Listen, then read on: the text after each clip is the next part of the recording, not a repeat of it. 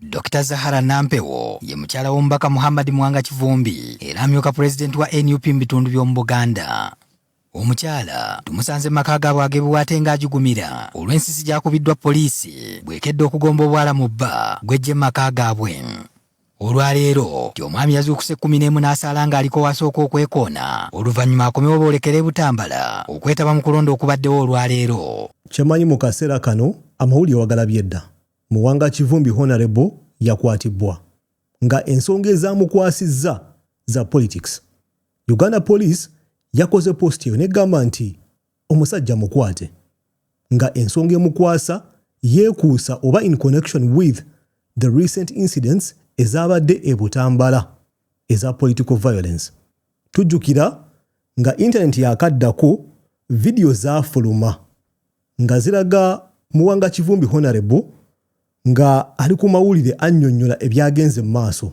Amasasi gaakubibwa embeera yaliwo nga gate ogiraba ng'erimu ebituli.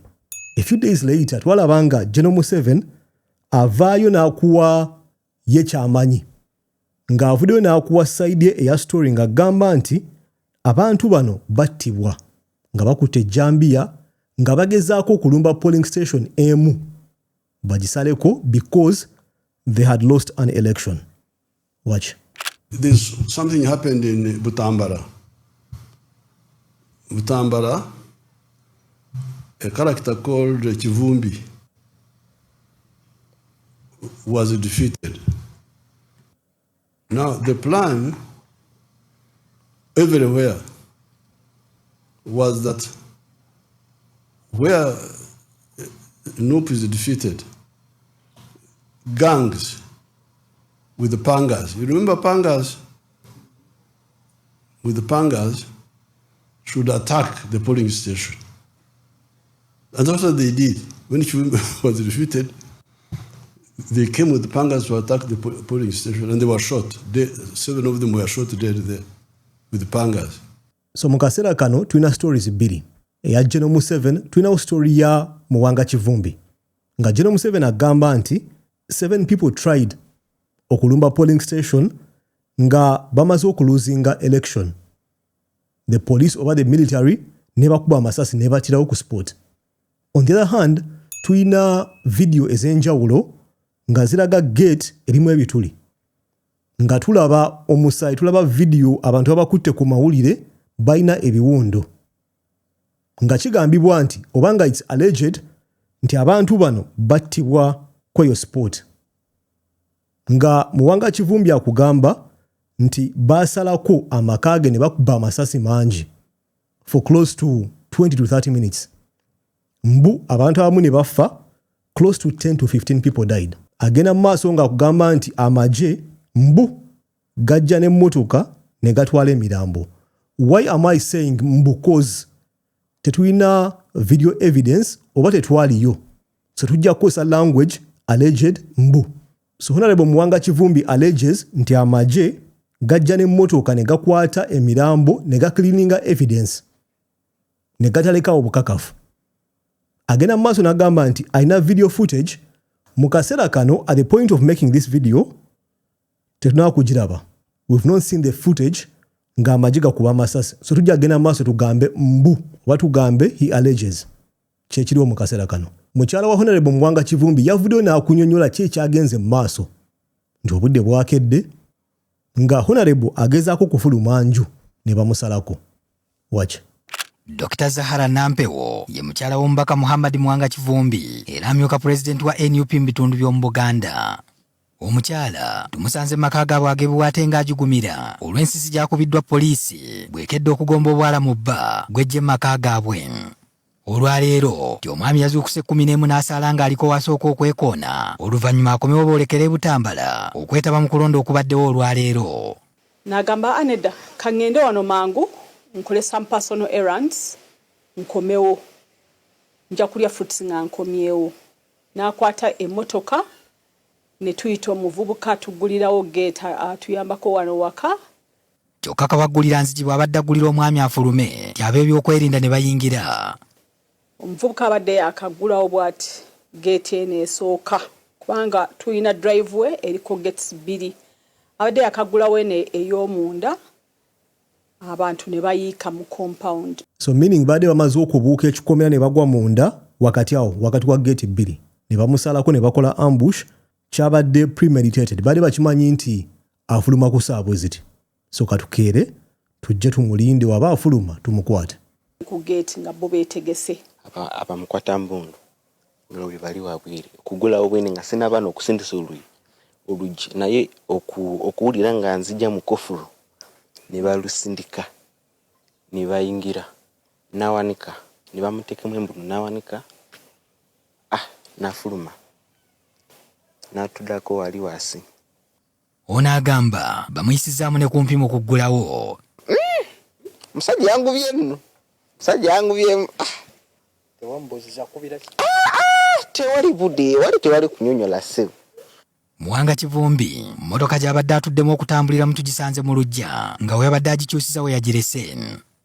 Abasirikale abamu olwayingidde bayiseewo obutereevu ne beesogga ekisenge gye baasanze omukyala ng'akyali muzisulwamu nti omwami tebaamukkiriza kudda mu nju era bye baayagadde mu nju baabisabye mukyala. So imagine weebase ku makya ono mukyala she sleeping abasajja ne bayingira ekisenge ne bajja like out of nowhere. Oli ku buli weebase nola abasajja nga bambadde bimask bakutte amamundu bakuyingiridde. Imagine trauma oba entiisa gyayiseemu. It must have been so scary okulaba random human beings mu njuyo nga bakutte mundu kostima yabadde baziina ne bayingira enju abruptly ne bajja mu kisenge ne bagamba tuwe empapula oba tuwe kyotuwa kyanaku nnyo.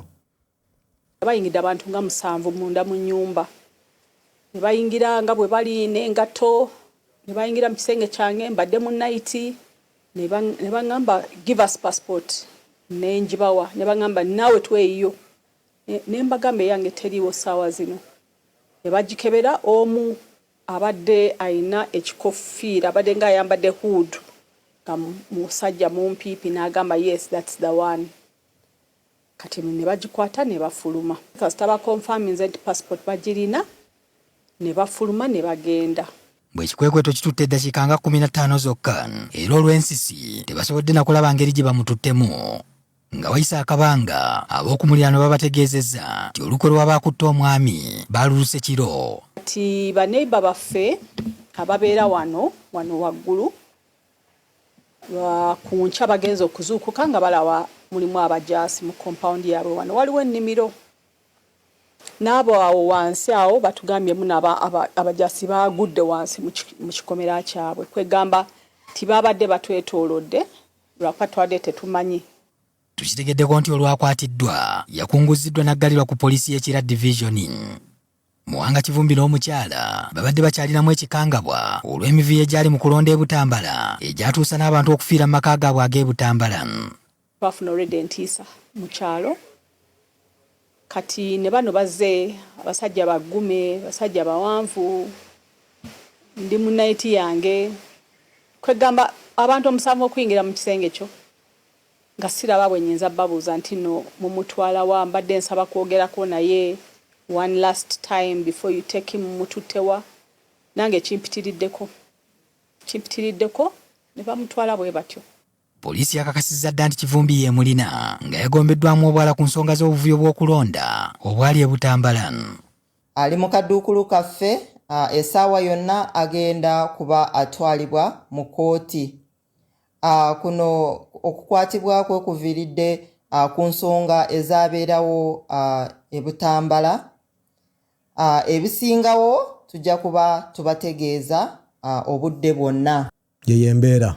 Omukyala akunnyonnyola nti olukwe oba plan baagiruka kiro ne babuuka ne bagwa mu baneiba ne basalako ennyumba yonna. Uganda ze zimu ku nsi ezina amagye oba poliisi ngeri efficient. Maze akaseera nga nkyogerako tukiraba nga sometimes oyinza okugaba bagikozesa bubi oba the efforts are directed to the wrong people. Mu kaseera kano Muwanga Kivumbi ogamba nti mutujju kozo video ezafuluma nga ziraga General Museveni nga gamba abantu bano batujju. Omuntu okuyitwa omutujju omutujju wanjawulo nnyo n'omuyeekera. Omutujju ye muntu ateekawo embeera na intimidating oba nakosa violence ng'anyigiriza civilian. Kwe gamba anyigiriza abantu ba bulijjo oyo aba mutujju. Omuyeekera ye muntu akwate emmundu oba nassaawo embeera ng'embeera eyo akiteeka ku gavumenti. Ayagala kujja ku gavumenti oba kugikyusa. Mu kaseera kano Muwanga Kivumbi okosa language ne bagamba nti mutujju. Kintu kinene nnyo omusango guno si mwangu. A few days ago twala Mr. Rusoke ng'akola comment ku mbeera y'emu. Watch. Waliwo abantu abagezezaako okwatakinga police n'okwatakinga tale center n'okulemesa okulonda era security bagenze mu kulwana ne security era just kyetugamba nti waliwo of course abataalutonze naye ate kyetwagala okulabula abantu is that okwatakinga security sawa 8 ogw'ekiro naawe oba oyina engeri gy'oteeka obulamu bwo mu katyabaga. Yeye embeera Uganda Police General Museveni bo bali convinced nti abantu bagezaako okulumba polling station okudestabilizing akalulu ne battibwa. On the other side, Honorable Muwanga Kivumbi agamba nti bamulumba mu maka ge.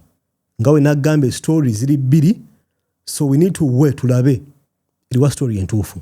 Which one makes more sense? Omu ayina garage ngerimu ebituli, owanigambye nti maka ge oba residence. Ku side endala bagamba nti abantu battibwa ku polling station nga tewalina video gye tuyina. Honorable naye agenda mu maaso n'agamba nti alina video footage naye tetugirabangako. He's never released it. Tewali muntu yenna yali agirabyeko. So mu kaseera kano oyinza okugamba which side is telling the truth. Nja kikulekera, you've seen all the information, kyemmanyi olabye videos ez'enjawulo, kyemmanyi oyide side zombi. Gwandaba, who do you think is telling the truth? Ani golowooza ali mutugamba amazima wano? Ow'amasasi ng'ogalabyeko mu garagi oba side endala egamba nti police amaje gatta abantu bano nga balina ejjambya? Who do you believe? Ng'ow'amasasi mu garagi naye agamba alina footage naye nga n'oyo footage tetumulabangako. So who do you believe? There are two stories. Nja kikulekera gwolondeko.